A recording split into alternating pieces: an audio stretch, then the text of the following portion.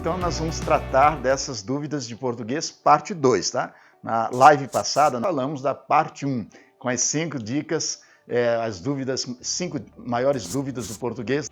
Mas eu quero começar esta nossa live, antes de falar das dúvidas, por um conselho que eu quero dar a vocês. O conselho, como sempre, é estudar. Estude. O conhecimento é algo que ninguém rouba de você. Mas eu quero dar um conselho no seguinte sentido, não simplesmente estudar. Você sabe que ao longo da vida nós precisamos sempre de alguém para nos apoiar. Há momentos na nossa vida em que nós precisamos de um ombro amigo, precisamos de uma mão amiga, precisamos de uma palavra amiga. Então, seja essa pessoa para o seu amigo, para o seu filho, para o seu irmão. Dê conselho, ensine-o as coisas boas da vida, né? Faça com que ele estude, sobretudo os mais jovens, né? Incentive a que ele leia mais, que ele seja um bom leitor para ser um bom escritor. Às vezes a pessoa está precisando, está ao seu lado aí, está precisando dessa força. Por exemplo, no meu trabalho, eu estou lá no meu trabalho, fazendo as minhas atividades, às vezes há um estagiário que precisa de uma orientação, seja essa pessoa a dar orientação, não espere receber essa orientação de alguém. Certamente você já teve essa orientação, então alguém ainda vai dar essa orientação para você, mas seja você o elemento transformador da vida. Dê a mão a quem precisa, e dar a mão não é simplesmente dar uma palavra, não é simplesmente dar um carinho, é também orientar para a vida. E a orientação maior que eu sempre formulo para os mais jovens, sobretudo, é estude. Ninguém rouba o seu conhecimento. É a única fortuna que vai acompanhar você por toda a sua vida. Está certo? Pois bem, vamos falar da segunda parte dos erros mais comuns da língua portuguesa. Eu mostrei a vocês, só para recapitular, eu anotei aqui, né? Eu falei da diferença entre mim e você, e não entre eu e você, né? Depois da preposição entre, sempre mim. Falei também da diferença de mal com L e mal com U. Falei da diferença do A com H para indicar tempo passado e o A preposição para indicar tempo futuro. Falei da redundância, da repetição de há muitos anos atrás. Você deve dizer apenas há muitos anos, ou então muitos anos atrás, e não há muitos anos atrás, né? Outra dúvida que nós esclarecemos aí para vocês, tem com acento, sem acento? Essas foram as dúvidas principais. Agora eu vou falar da parte 2, começando por para mim e para eu. Veja só, é possível usar para mim? É possível usar para eu? Sim. Se a função for de complemento, você usa sempre para mim. Não pode ser para eu, porque o pronome mim é um pronome oblíquo tônico de primeira pessoa do singular. Então você usa para mim na função de complemento. E você usa para eu na função de sujeito. Então na função de sujeito você usa para eu. Aí você vai dizer, mas professor, para mim isso não faz diferença nenhuma. Como é que eu vou saber se é complemento ou se é sujeito? Então um procedimento prático. Será sujeito de um verbo no infinitivo. Então se depois deste pronome houver um verbo no infinitivo, é sinal de que este pronome está desempenhando função de sujeito. Aí, nesse caso, é para eu. O que é verbo no infinitivo, professor? São as formas verbais, o infinitivo é a forma verbal que termina em ar, ou ir. Cantar, vender, partir, sair, pular, fazer, acontecer. Então, aí nós temos o infinitivo. Por exemplo, você diz assim, deram o livro para mim. Não pode ser para eu, deram o livro para mim. Então, deram o livro para mim. Veja que a função aqui é de complemento, né, de objeto indireto. Deram o livro para mim. Agora, deram um livro para ler. Deram o livro para ler. Veja, depois do pronome, né, que nós vamos usar aqui, eu usei um verbo no infinitivo. Então, nesse caso, não pode ser para mim, tem que ser para eu ler. Ó, deram um livro para mim. Deram um livro para mim. Deram um livro para eu ler. Veja, a preposição rege sempre o pronome mim. A preposição sempre pede o pronome mim. Mas, às vezes, a preposição não está regendo o pronome, está regendo o verbo. Aí, nesse caso, o pronome eu para funcionar como sujeito desse verbo. Então, deram um livro para mim. Este para está regendo o pronome mim. Agora, deram um livro para ler. Para ler. Quem ler? Eu, para eu ler.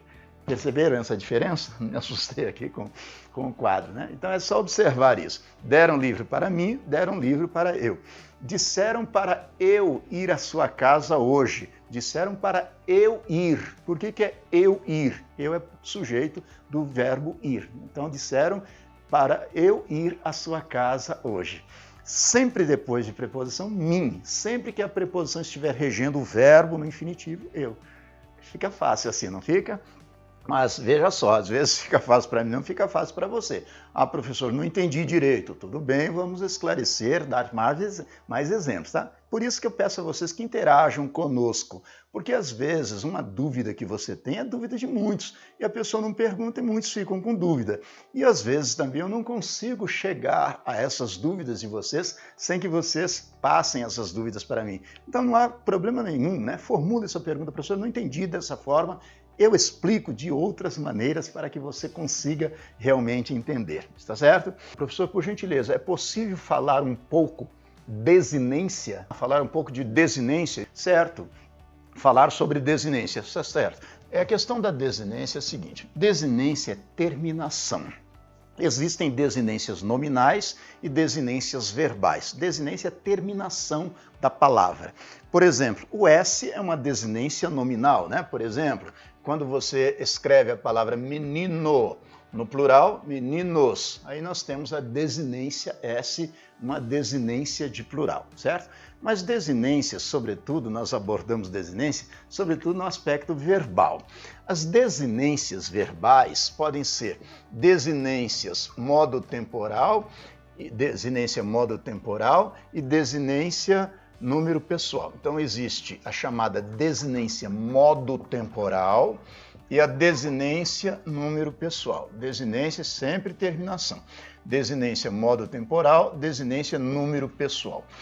A desinência modo temporal identifica, como o próprio nome já sugere, o modo e o tempo verbal. Existem na língua portuguesa 3 modos verbais, indicativo, subjuntivo e imperativo. São os 3 modos verbais, sendo que o modo indicativo serve sempre para indicar um fato real, um fato certo, né? Certeza, modo indicativo. O modo subjuntivo indica dúvida e o modo imperativo indica ordem, principalmente. E temporal porque indica o tempo, se o tempo é presente, né? Se o tempo é passado, pretérito, ou se o tempo é futuro. Passado e pretérito são a mesma coisa, né? Passado é sinônimo de pretérito, pretérito é sinônimo de passado. Então existem 3 modos, indicativo, subjuntivo, imperativo, e 3 tempos, presente, pretérito e futuro. Pretérito, repito, equivale ao passado. E a desinência número pessoal, desinência numeral, porque é desinência de singular ou de plural. E pessoal se é primeira, segunda ou terceira pessoas. Então, as pessoas são primeira, segunda e terceira pessoas, do singular ou do plural, por isso a desinência número pessoal. Por exemplo, então a desinência modo temporal, né, indica o modo e o tempo do verbo, e a desinência número pessoal indica um número e a pessoa. Ou seja, se é primeira, segunda ou terceira pessoas, do singular ou do plural, essa desinência número pessoal. Vamos ver aqui, por exemplo, uma forma verbal. Posso colocar uma forma verbal aqui bem diferente, um verbo bem diferente? Vocês autorizam? Vamos lá. Então vamos analisar a forma verbal apropinquássemos. Apropinquássemos, a forma verbal. Que palavrão é esse, professor? Apropinquássemos, do verbo apropinquar. Apropinquar tem o sinônimo, é sinônimo de aproximar. É um verbo pronominal. Eu me apropinquo, tu te apropinquas, ele se apropinqua. Nós nos apropinquamos, vós vos apropinquais, eles se apropinquam. Então, apropinquar é aproximar. Em geral, em sala de aula, né, costumo até fazer uma brincadeira. Eu digo assim, olha, vamos conjugar aqui o verbo apropinquar. Os alunos perguntam, professor, o que é apropinquar? Eu digo, é simples, é antônimo de moscar. Eu também não sei o que é moscar, né? Mas realmente, apropinquar-se pronominal é antônimo de moscar-se pronominal. Eu digo assim, fui à festa, apropinquei-me da moça, mas ela se moscou de mim. Ou seja, aproximei-me da moça, mas ela se afastou de mim. Moscar-se vem da palavra mosca, né? Mosca não foge, se afasta, né? Então, moscar-se, afastar-se. Pois bem, vamos analisar a forma verbal apropinquássemos. Quando nós fazemos análise mórfica, o que é análise mórfica? É a mesma coisa que análise estrutural, ou seja, é pegar a palavra e dividir em pedacinhos, procurando identificar cada um dos elementos mórficos da palavra. O verbo é apropinquar. Repito, em verdade, é apropinquar-se, verbo pronominal. Mas vamos esquecer o pronome e analisar apenas o verbo, apropinquar. O radical do verbo apropinquar, então vamos fazer a chamada análise mórfica. O radical do verbo apropinquar é apropinque. O verbo apropinquar, apropinco, até a letra U. Este é o radical. Como você sabe que este é o radical do verbo? Radical é o verbo, a forma verbal, com a supressão das terminações ar, er, ir. Então, apropinquar termina em ar. Tira o ar, o que sobra é radical. Então, o radical do verbo apropinquar é apropincu, até a letra U, certo? Aí existe a letra A, que identifica que esse verbo pertence à primeira conjugação. Todos os verbos da língua portuguesa terminados em ar pertencem à primeira conjugação. Cantar, amar, adequar, assoviar, apropinquar, verbos de primeira conjugação. Os verbos de segunda conjugação terminam em er, vender, comer, fazer, e os verbos de terceira conjugação terminam em ir, partir, sumir, gerir, delinquir.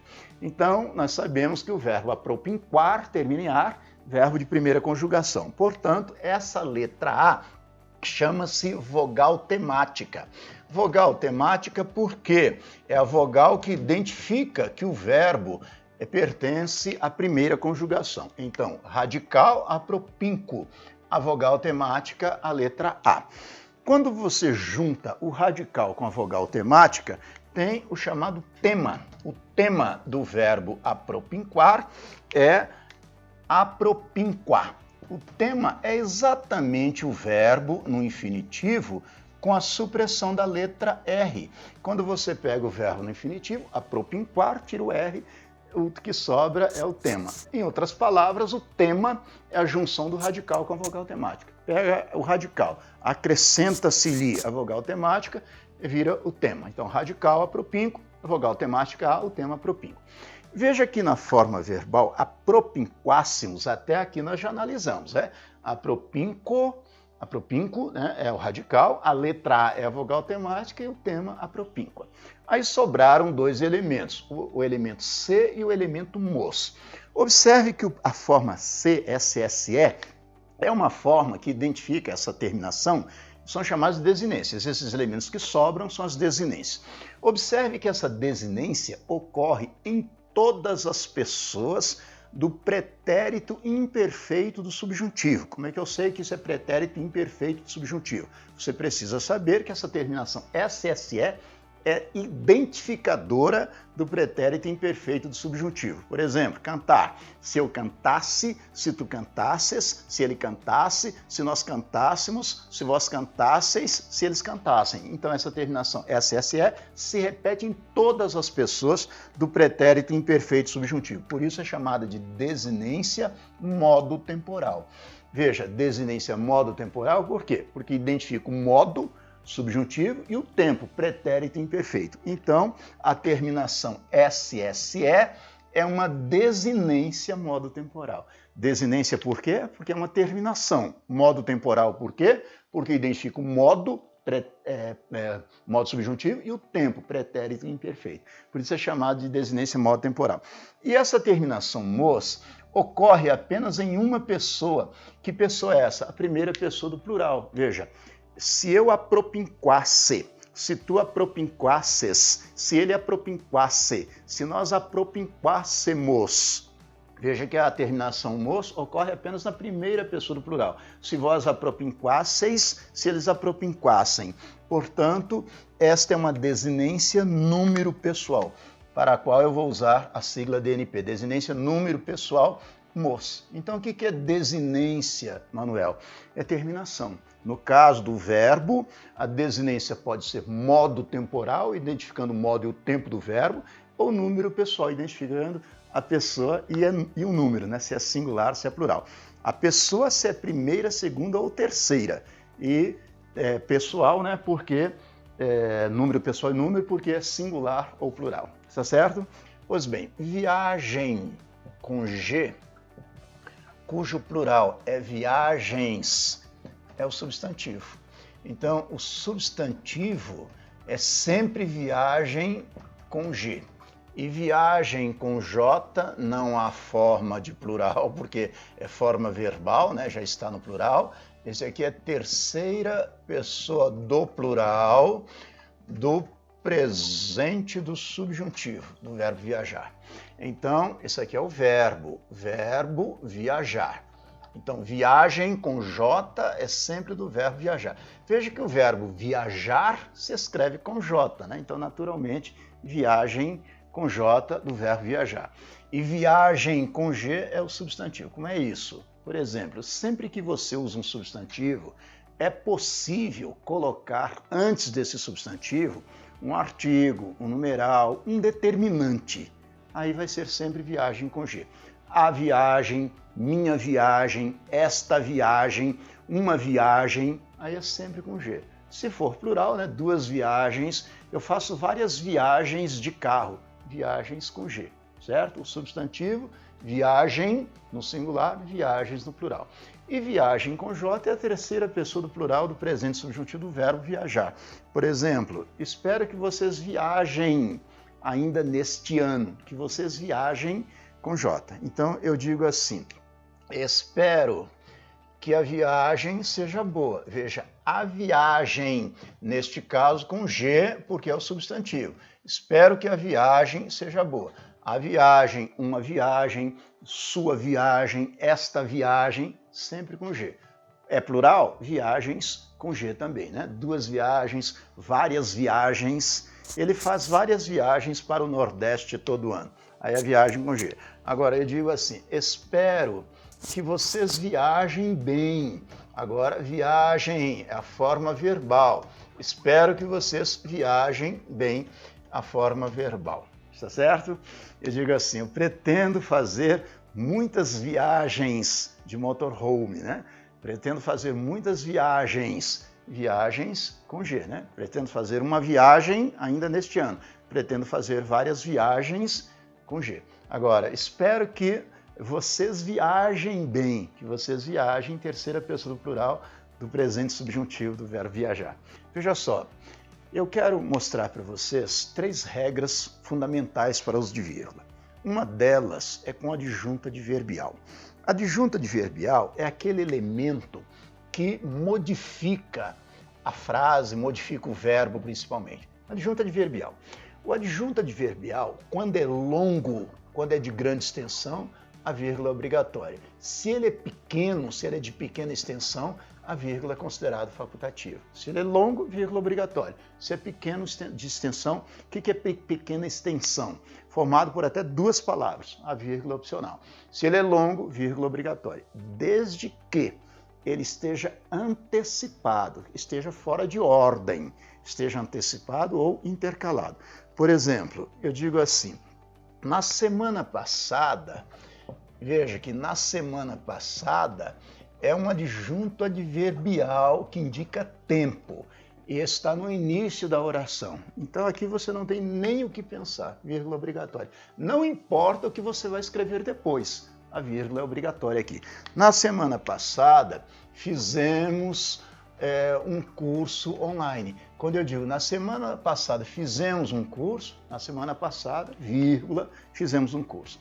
Se nós colocarmos este adjunto adverbial no meio, intercalado, entre vírgulas, então vai ficar aqui, fizemos, vírgula, na semana passada, vírgula, um curso. Observe que na semana passada é igualmente uma adjunta adverbial, só que desta feita está intercalado, intrometido entre o verbo e o complemento, entre vírgulas. Agora, se colocarmos este adjunto adverbial no fim da frase, em ordem direta, não há vírgula, não comporta vírgula. Então, eu vou escrever assim: fizemos um curso na semana passada. Agora é diferente. Fizemos um curso na semana passada, neste caso não há vírgula, porque o adjunto adverbial foi para o fim do período. Esse adjunto adverbial, se longo, vírgula obrigatória. Na semana passada são 3 palavras. É longo, é de grande extensão. Até 2 palavras você pode considerar de pequeno corpo, de pequena extensão. Uma curiosidade hoje, né? Um amigo com quem nós fazemos um contato aí via WhatsApp, né? Mora lá no Paraná, no interior do Paraná, disse assim para mim: Filemon, eu assisti a sua live, acho que foi a de segunda-feira, né? E você falou sobre vírgula, né? Pelo amor de Deus, me perdoe por não estar usando as vírgulas, não saber onde colocar a vírgula. É claro que a comunicação, às vezes, consegue ser entendida, né? Consegue ser bem feita, né? Às vezes com uma pontuação meio precária. No dia a dia, na conversa habitual com seus amigos, se você consegue passar a mensagem, tudo bem. Agora, você precisa saber as regras de pontuação, porque você precisa escrever formalmente, você precisa escrever para o público. Aí a necessidade da pontuação, né? Pode ter certeza absoluta de que eu relevo, né? Não levo em conta de jeito nenhum. Às vezes eu tenho dificuldade para entender por falta de pontuação. Mas também o hábito de conversar com a pessoa, né, faz com que nós sejamos aí, entendamos, né, melhor a comunicação, mesmo sem a pontuação adequada. Fique tranquilo, pode continuar falando comigo sem se preocupar com vírgula. Então, na semana passada, adjunto adverbial antecipado, vírgula. Entre vírgulas, se estiver intercalado, no fim da frase sem vírgula. E se fosse, em vez de na semana passada, se fosse ontem? Ontem fizemos um curso de português. Veja que neste caso, ontem é um adjunto adverbial formado por uma só palavra. Então, você pode usar vírgula? Pode, mas não há necessidade. Então, você pode escrever assim: ontem fizemos um curso de português, ou fizemos ontem um curso de português, ou então fizemos um curso de português ontem. Se você coloca o adjunto adverbial em ordem direta, lá no fim da frase, não haverá vírgula. Você não vai usar a vírgula. Fizemos um curso ontem, não há vírgula. Se você antecipa o adjunto adverbial, colocando-o no início da oração, como ele é pequeno, você pode usar a vírgula, mas a vírgula não é de rigor, você usa ou não. Então eu vou colocar esta vírgula entre parênteses, só para indicar que você pode usá-la ou não, fica a seu critério. Ontem, vírgula, fizemos um curso de português. Ou então sem vírgula, ontem fizemos um curso de português. Não há problema algum. Da mesma forma, fizemos, vírgula, ontem, vírgula, um curso de português. Ou retira as 2 vírgulas. Eu vou colocá-las entre parênteses para indicar que você pode usá-las ou não. Fizemos, vírgula, ontem, vírgula, um curso de português. Ou então fizemos ontem um curso de português, sem vírgulas. Fica a seu critério. Mas um detalhe, se usar uma, é mistério que use a outra. Você é obrigado a usar as 2 ou nenhuma. Não pode usar só uma. Fizemos ontem, vírgula. Isso está errado. Então, adjunto adverbial intercalado, se é de pequena extensão, você usa dupla vírgula, ou seja, entre vírgulas, ou retira as 2 vírgulas. Se ele é de grande extensão, você usa as 2 vírgulas obrigatoriamente. Se é de pequena extensão, usa facultativamente as vírgulas. Mas se usar uma, tem de usar a outra. Não pode usar só uma. Está claro isso? Uma das dúvidas mais frequentes do português é a diferença entre impresso e imprimido. Impresso e imprimido é forma verbal de particípio do verbo imprimir. Impresso e imprimido do verbo imprimir. Diferença é que impresso é a forma irregular de particípio. Imprimida é forma regular. Qual a diferença, professor, entre impresso e imprimido na prática? Na prática é que com os verbos ser e estar, você usa impresso. Com os verbos ter e haver, você usa imprimido. Em outras palavras, você usa a forma impresso na voz passiva e você usa a forma imprimido na voz ativa. A voz ativa é formada com os verbos ter e haver auxiliares. A voz passiva é formada com os verbos ser, estar e mais raramente com o verbo ficar. Aí você usa impresso. Por exemplo, eu digo assim: eu havia imprimido meus livros na gráfica, na Grafó. Eu havia imprimido meus livros naquela gráfica. Veja que imprimido. Por quê? Porque o auxiliar é o verbo haver. Havia imprimido ou tinha imprimido, certo? Agora eu digo assim: o livro foi impresso naquela gráfica. Veja que impresso. Por que impresso? Porque, neste caso, eu estou usando o particípio na voz passiva. Então, nesse caso, eu uso impresso. Veja que o verbo ser é o verbo auxiliar. Foi impresso naquela gráfica. Mas um detalhe, eu só uso impresso e imprimido quando o verbo imprimir tem um sentido de gravar, de passar por impressão gráfica. Porque às vezes o verbo imprimir também tem um sentido de dar velocidade, de agir. Aí nesse caso é só imprimido, não existe impresso. Por exemplo, eu tinha imprimido uma grande velocidade à moto. Eu tinha imprimido uma grande velocidade. Foi imprimida uma grande velocidade à moto. A imprimir no sentido de agir, de exercitar, né, de dar velocidade. E imprimir no sentido de gravar, de passar por impressão gráfica, é que tem esses dois particípios, com ser, estar impresso, com ter e haver imprimido. Está certo? Novamente, eu digo a vocês muito obrigado. Gratidão por vocês estarem conosco. Fico muito agradecido, espero que vocês estejam sempre conosco. Abrimos o nosso coração e a nossa casa da mesma forma como vocês abrem o coração e a casa para nos receber aí. Gratidão eterna, muito obrigado.